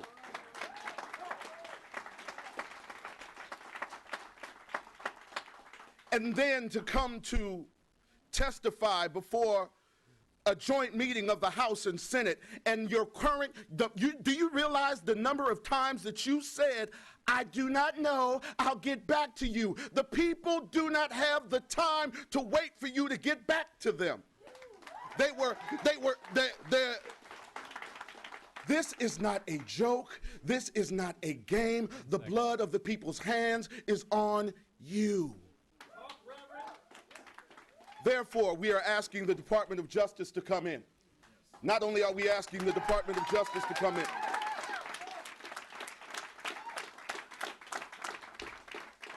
and I want us to all understand something. This is not a partisan issue. This is an American issue. And it does not matter who you are. It does not matter if you are elected. It does not matter who your person, your candidate was. This was a travesty of justice and made us an international laughingstock. And last thing, I do understand, I do understand. Last thing, for you to meet less than 24 hours later with someone and proclaim that the problem was solved, let me further know that this was a problem that you knew about, this was a problem that you could have handled, and I'm sorry, the buck stops with you. You should resign at the end of this hearing. Thank you.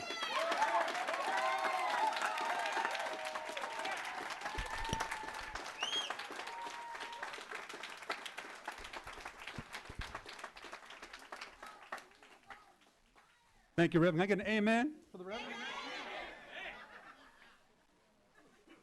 My name is You haven't started my time yet, have you? I did. As soon as you came up to the microphone and started I was speaking. just at a point of clarification. I've been told that it's the rule that the chair can make the determination on her own whether she wants to continue this or not. So that's been told as a point of order.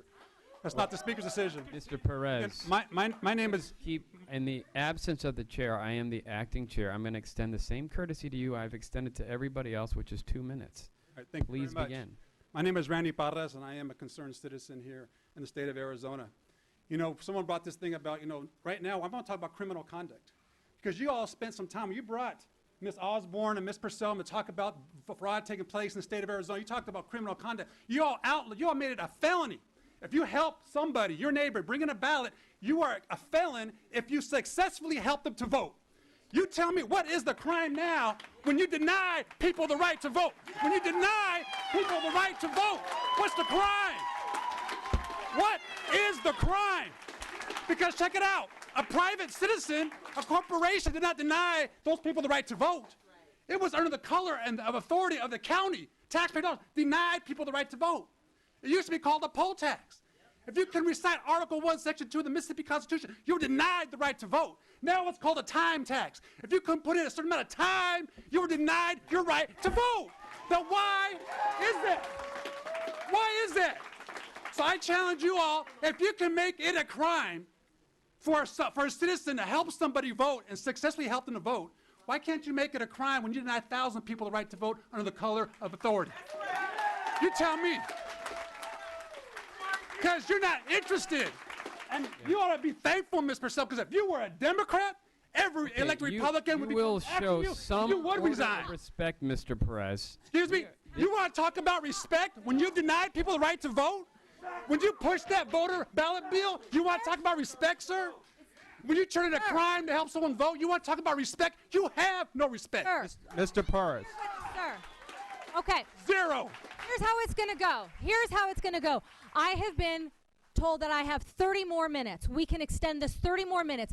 And how the next 30 minutes is handled will be dictated by everybody in attendance. If we want to make it a productive 30 minutes, we can. We can continue testimony and get through as many people as possible. If there's disturbances, if there's outbursts, then I will end it right now and we won't be able to get as many other people to the podium. So I've been told, sir, you're proving and making my point. Thank you. Thank you. We want to make sure we get as many, I've got 30 more minutes. I've been told I have 30 more minutes that I'm able to extend this hearing. Then I would like to make sure I get as many people possible.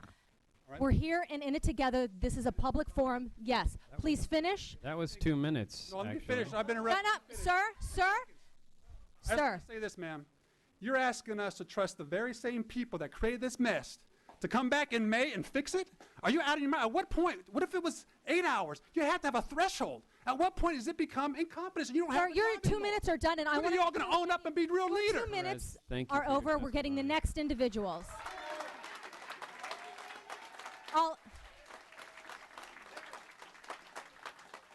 Now remember, this next 30 minutes, it's in. No, sir. All right. Outburst, I need you to leave. Then let's make this next 30 minutes a productive one. We have one. Ma'am, at the podium, your 2 minutes starts now. Thank you so much. My name's Samantha Pastras. I'm the executive director of the Arizona Advocacy Network. I think most of you know me very well. I've been here all year. And I commend you for having this committee. I think it's wonderful that we can hear from the Secretary of State, from the county recorder. But I'm very deeply concerned that it's all for show and that nothing substantial will come out of it. And I have several reasons for that concern. One is that there's absolutely no reason why the floor cannot wait. I encourage everyone to contact Speaker Gowan. We're putting his information up on our Twitter handle, Arizona Advocacy on Twitter, to urge him to push the floor back so that everyone here can speak today. I'm also deeply concerned because I have sat in this committee and I have heard a bill sponsored by the chairwoman, Ugenti Rita, that makes it a Class 6 felony to deliver someone's ballot for them. I could get up to a year in jail and $150,000 just for delivering someone's ballot, and that was sponsored by the chairwoman here today. It passed through this committee on party lines. So I appreciate that you're concerned about voters, but when that bill came through here, it did not appear that you were concerned about 30 voters. seconds. Finally, there's a bill today that went through, I did not pass on party lines, perhaps, sorry. There was also a bill that's going to be heard today that completely rewrites campaign finance law. It will put special interest will be in charge of who we get elected. And it's very clear today that who we elect matters, from Secretary of State down to county recorder. Voting is absolutely essential. And when we have money in politics, that is a barrier. They talked about it earlier. It's SB 1516. It's nearly 60 pages long. It has been shoved through this legislative session, and the Secretary of State is the one behind it who's been pushing it the entire time, although it was unfortunate she missed the committee hearing when it came through here. So I urge everyone to please, let's wait on the floor, and I would like to see some real action being done, because we have another election in 50 days, another one 5 months from now, and then one after that in 7.5 months. When a person does not have reasonable access to voting, they are being denied the right to vote. Thank you so much. The next individual wishing, audience, remember, you're in control here as far as the use of our time. The next individual wishing to speak. Okay, the next person is Juan Cassian. Did we ever find him? I'm guessing not. Charles Carpenter is next, followed by Lisette Cole. Thank you, sir. Your 2 minutes. Thank you very much, Charles Carpenter. God, are we having fun? Yeah. This is why we can't have anything nice.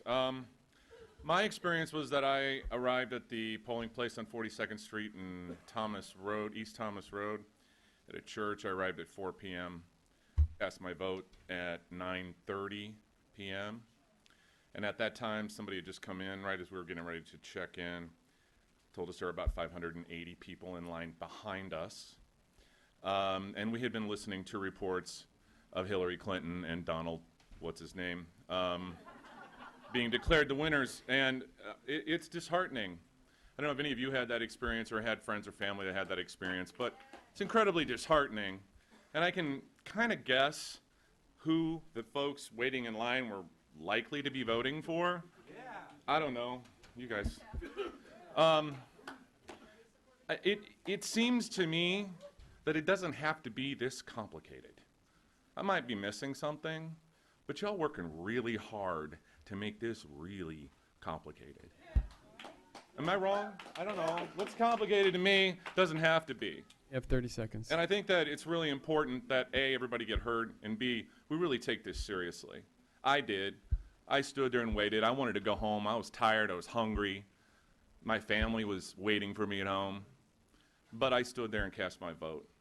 And I think a lot of other people did the same because they think it matters. And it should matter to everybody equally. Thank you. Thank you for your personal experience. The next individual wishing to speak? It does matter. Many of us waited in those same lines. So thank you very much, sir. Lisette Cole, followed by Andrew Cameron. Great. Madam Chair, committee members, my name is Lisette Cole. I'm a law student at Sandra Day O'Connor, ASU Law. And I'm here to talk about the 2 minutes of some of the misfortunate events that happened on March 22nd. From my friends and people on Facebook who are brave enough to share their stories, I wanted to tell you them. First thing, the lines were terribly long, people waiting from 1 to 2 to 3 to 4 to 5 hours to vote. I had a friend who went to go to the polls 3 times. Once before work, couldn't vote, had to leave. Once before class, couldn't vote, had to leave. We got out of class at 5:50, and she went to go vote and stood in line until 9 o'clock. This was unreasonable, and this is wrong. Something went wrong in Arizona, and we should definitely be working to fix it. Second, there were registered Democrats who did not receive their early ballots, who were on the list, on the permanent voting list, and had to go to the polls and vote on that day, adding more to the numbers that I think Helen Purcell did not count on. Finally, a friend went and drove around, talking about how there's open polling places. She drove around for an extra hour looking for one polling place in probably a couple mile radius that did not have a long line, so her and her young child, who is now 18, could vote, and they did not succeed in their mission. There was a systematic attempt to suppress voters in Arizona, and the government and our elected officials need to be held responsible. 30 seconds. We need to have open primaries, and honestly, we need to do a re-vote for this election so that everyone can vote. Thank you for your time. Thank you so much. The next individual wishing to speak. Is Deanne Licata? I'm sorry. It was Andrew Cameron, followed by Deanna Licata, Rasmussen Licata. Thanks for coming.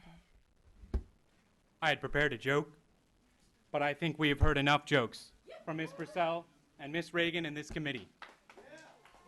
And I would like to ask you, how does it feel to be laughed at, Ms. Purcell? You were laughing at us on Tuesday, and you are laughing at us now behind that cold gaze you're staring me down with. Sir. I registered to vote as a Republican. I was denied my right to vote. They gave me a fraudulent identification as party not declared. I have not changed my address in 10 years. I registered to vote on time. I was robbed of my vote. This is a serious crime. This is as serious as rape. It is as serious as murder, because this is the rape and murder of our democracy. And I demand that someone be held accountable. If not you, Ms. Purcell, then who? If not you, Ms. Reagan, then who? This is a high crime, and there must be punishment. If there is not punishment, then we do not live in a system of law. And I give up the balance of my time. Thank you. The next individual wishing to speak. Deanna Rasmussen Licata, followed by Robert Smith, and then Diane Post. Did you want to say that one more time? Did you hear that, everybody? Deanna Rasmussen Licata. Is that person here? Okay, thank you. They're She's coming. One more. Followed by Robert Smith, and then Diane Post.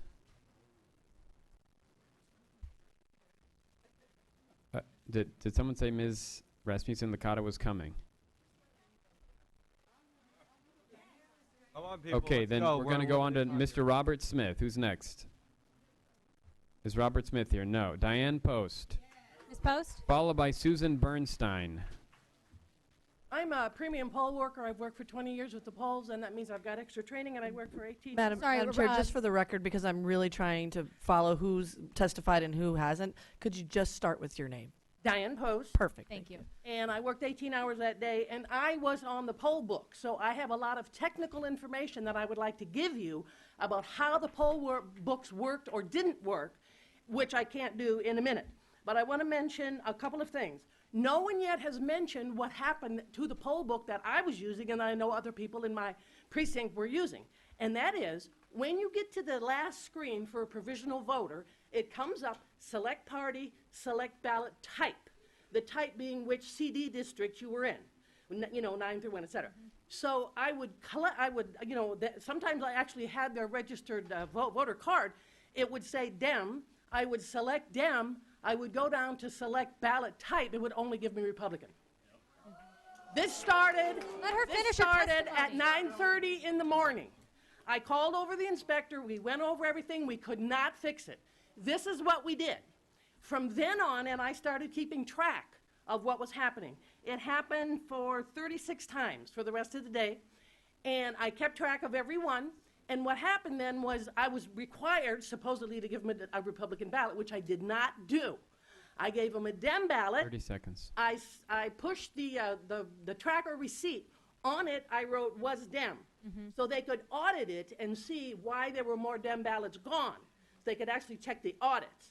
And then they voted the way that they said they voted. And sometimes I actually had their registration card that said how they were registered. And as far as changing the voter registration, I started keeping track at 5 o'clock, and I worked till 8. I had 19 times that a Democrat was called a Republican, and 3 times that a Republican was called a Democrat. So in answer to some of your questions, we did run out of ballots. There seems many things Ms. Purcell does not know. We did run out of ballots. We ran out of CD9, and we ran out of CD5. I've done this for over 20 years. That was the smallest room I've ever worked in, and it had the least parking I ever worked in. At the last election, we used the same poll books. I was the inspector at that election in my precinct. We never had one problem. So something changed between then and now. Thank you for your personal experience. No, ma'am. Oh, not yet. Not done. 1 minute. You members, let's hear what she has to say. Let's use our time wisely. We have a question. I thought it was really relevant testimony. Representative Carter, please. Thank you. That's why I wanted to clarify the name. Did you email all of the members of the committee? Okay, because I want to make sure that because I want to let you know that I turned that story in, and I really appreciate you taking time to email us to provide those kind of details, because with those kind of details, we can hopefully find out what went wrong. And as far as your calling people to speak, I signed up on Saturday. Okay. To speak here today. But thank you for emailing the committee members, just so you know we did. Detailed information. Thank you for your ingenuity too. That was helpful. Yeah, thank you. Okay, the next individual wishing to speak. Eating into your time. This is your time. Let's get All the right. next individual wishing to speak. Susan Bernstein, followed by Stephen Cormany and Donald Crandall. Susan Bernstein. No, Susan. let's go to All the right, next one. Stephen Cormany. Is Stephen here? Stephen? Okay, Donald Crandall. All right, Thank you, Donald, and then followed by Amanda Melcher and Andrew Cameron. Oh, we did Andrew, sorry. Your Go 2 minutes ahead. starts now. Thank you, sir. Your name for the record, yep.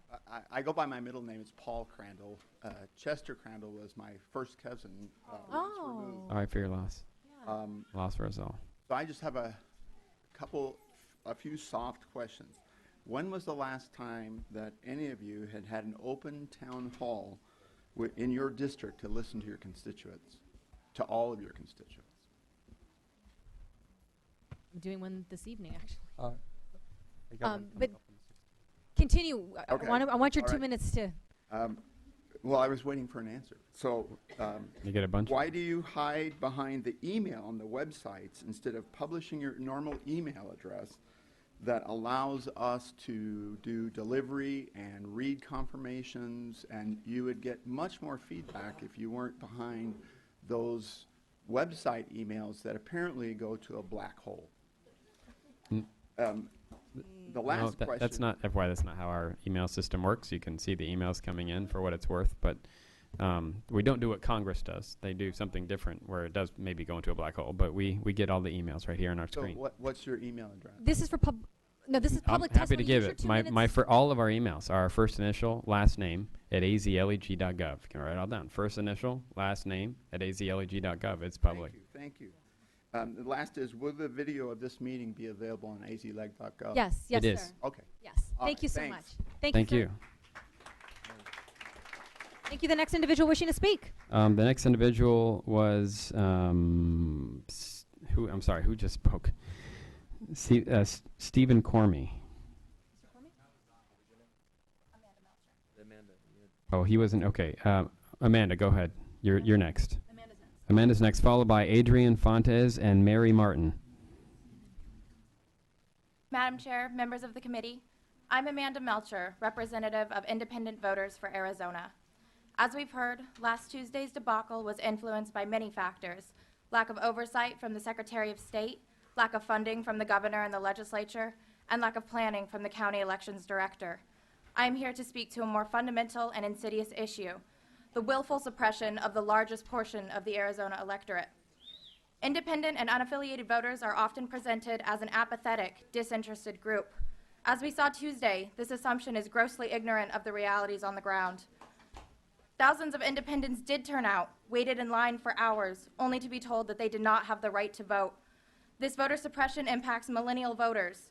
50.5% of registered Arizonans under 30 are independent, and deeply impacts the minority community as well, as 41% of Latino voters in Arizona are registered independents. Independents are the largest block of voters in the state, 1.2 million people, or 37% of the electorate. This is not a fluke, nor a passing trend. Just because we are disengaging from the parties does not mean we want to disengage from the system. Independents want to vote, and we want to have a voice and influence. But current law bars us, or else makes us jump through hoops. The presidential preference election is especially egregious, as 30 it is seconds. the only election in Arizona that is completely closed to unaffiliated voters. Independent Voters for Arizona has forced the state government and the media into a conversation about the fact that independents are being denied those rights. The parties had an opportunity to open the primaries. They did not. This legislature, with HB 2567, had the opportunity to open the primaries to independents per Representative Clark's amendment, and every Republican representative voted against that. There is no excuse for the continued seconds. suppression of independent voters. We have the right to meaningfully participate in the great experiment that is American democracy. We are not going away, and we will not continue to be shut out. Madam Chair and members, the election Tuesday showed the need for action and reform. You have an opportunity to do so this session. I urge you and your colleagues to act and to recognize the votes of all citizens. Thank you for your testimony. Next is Adrian Fontes, and then Mary Martin, and then we're going to go to Representative Townsend. Madam Chair, honorable members of the community, a political culture that worships at the altar of slashing budgets will eventually lead to the complete collapse of our most sacred democratic institutions, the right for Americans to vote. You are as responsible for this as anyone else. Section 5 of the Voting Rights Act, which was recently removed as a portion of our requirements here in Arizona, should be considered a minimum floor for protecting the rights of Arizona's citizens and eligible voters. It should not be considered a burden on the office of the chief elections official to be avoided at all costs. Additionally, a data breach some months ago occurred as to the voter rolls. Why was there never an audit? Why were the voters never informed of this formally? And I will say this. I join with the League of Women Voters in indicating that all voters, including independents, should vote in all elections in Arizona. If I would propose, Honorable Chairwoman, that it is not against the Constitution of the state of Arizona, you should take it upon yourself to act to find a way through emergency legislation to reenact Arizona's presidential preference election on June the 7th. I think that's the least that the Arizona voters can have. And finally, have 30 seconds? 30 seconds. And finally, when I went home that night so late and got up so early in the morning and had breakfast with my kids, they asked me why I was so mad. My 11 and 8 and 6-year-old girls, whose Girl Scout cookie clip I have with me, were wondering. And I tried to explain to them why people were so mad. And in that discomfort of trying to explain to children, I decided that I was going to run for Maricopa County Recorder. Now hold on, don't take my time. I will tell you right now that I do not want Helen Purcell to resign. I want to beat her at the ballot box. This is about your experience at the poll. Thank you, sir. Right now, I will tell everybody at electfontes.com, and you can get more information. Thank you very much, Madam Chairwoman. I do appreciate your courage and candor at having this, because you're just as responsible for this mess as Helen Purcell. Thank you, sir. All right, the next individual wishing. Thank you. The next one to speak is Mary Martin, followed by Representative Townsend. All right, I am Mary Martin, and I had to come to this. My vote counted. I didn't stand in line longer than 2 hours. My husband couldn't vote, but of course I'd be a felon if I took his vote. I taught school, my husband taught school, we retired from teaching. I have to be here because I have told students all these years that we live in America, that we have the right to vote and that we have honest elections. I have to apologize to them for this election. This is a travesty of justice. I really feel there's criminal intent. I feel that there was definite intent when I look at this map of the voting precincts and see where people couldn't vote unless they had a car. And I have a car, but I'm going to speak for the people that didn't have the time, didn't have the car, and so they couldn't vote. Thank you so much. The next. Thank you. Representative Townsend, followed by Representative Townsend. followed by and then followed by Michael Martinez. and that's probably then all we will have time for. And we will be adjourning. Ms. Townsend. Representative Townsend. Thank you, Madam Chair, and members and people in the audience who've come down here from, some people from great distances. I will keep my comments short. I had several questions and several concerns. The night that this election happened, I called the Secretary of State to begin the process of finding out, do some fact checking and find out what did happen. I put out a message to my constituents asking for their experiences, and I will just share a couple with you, and then also my own experiences. But I'm most specifically concerned, everything concerns me. I'm extremely concerned with folks who have come to me who have said they have not used any MVD registration, they haven't changed their address, they've been, two of them were lifelong Republican voters, hadn't moved, hadn't re-registered. They came down to vote, stood in the lines, and found out that the husband was registered as other, and she was registered as a libertarian. And so somewhere something has gone wrong. I know we're all very upset and we want to point fingers and hang somebody today, but I would much prefer that we go through a fact-finding process. And I do sit on the Joint Legislative Audit Committee, and I have asked my assistant to request over to the Senate that we hold a hearing for the Joint Legislative Audit Committee, because I'm a state representative and this is what we can do, requesting that we have an audit, the Auditor General come through and audit and find out specifically those types of situations that have no explanation. Do a forensic look and see why did her Republican voter registration switch to Libertarian, and the others, as well as everything else. I want to know, why did I get 2 ballots in the mail for myself? I would like to know things like, Highway Baptist Church in my district, there was no parking because the parking was being resurfaced, the parking lot. There's several questions I have, but voters, rest assured, those people sitting up here on this dais, as well as myself and everybody else in this legislative body, want answers as much as you do. I know we want to sling arrows at them. I commend Michelle Ujensi Rita for having this meeting, and you can rest assured that we will find out these answers for you. Thank you. Thank you, Ms. Thank you so Townsend. much. Thank you, Mrs. Mr. Martinez. Mr. Martinez. Representative, this is, and then we're going to have online for 4 hours at the polls, and I had to leave. I have a disability. Your name I for the came record, down you here. have, I've been ma'am. on the list. I'm not going to leave here like I had to leave the polls without giving my 2 minutes of testimony. Have you not been called up?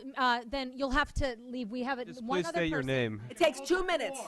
Just state your name. My name is Barbara Brown. I went to the church on 7th Avenue. I live in Maricopa County for 40 years, and I had to leave. There was no disability parking, and there was no substantial Madam Chair, parking, just let her speak. No ADA compliant. I want that on record. Thank you, ma'am. Now you're going to have. We have an. This is a lie that was disseminated in the Madam pamphlet. Chair, I No, will no, give up a the minute of microphone my is not time. I'm Michael Martinez. I will give No. up a minute of my time to let Madam Chair. Thank you. You And then- if you want to arrest me, I'm glad to go to jail on this. Okay.